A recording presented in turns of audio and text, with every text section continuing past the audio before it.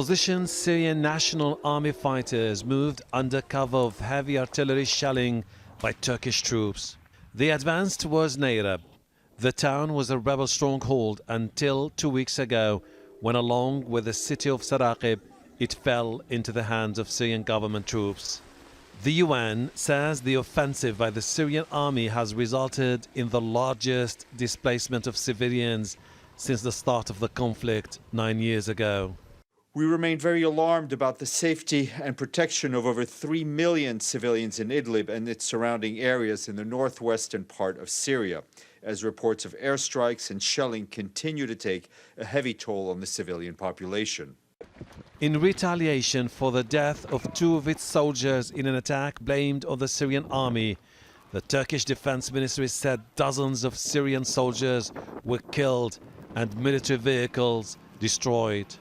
Turkish officials warned of an imminent military offensive if Syrian troops don't pull out of the demilitarized zone. Turkey is a sovereign and independent state. It takes its own decisions. We'll make necessary decisions and soldiers will act accordingly. We will establish the ceasefire even if we have to use force. With the fighting showing no signs of abating, thousands of internally displaced continue to converge in Idlib city. I hope the Turkish-backed operations will alleviate our sufferings, because that's the only way we can return to our homes and our villages.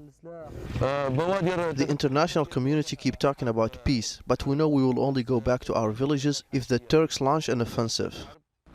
Turkey has expanded its military presence in Idlib following the death of 13 of its soldiers in Idlib earlier this month. Officials here insist their troops were deployed to establish peace and provide humanitarian assistance to the hundreds of thousands of people who fled government military campaign. It's too early to determine at this stage whether the offensive by the Turkish-backed rebels in Nareb and Saraqeb is part of a major campaign to retake territory lost over the last few months or just a limited operation. But since Turkey and Russia have not agreed on how to implement a ceasefire and push the Syrian army behind the demilitarized zone, fighting is likely to continue.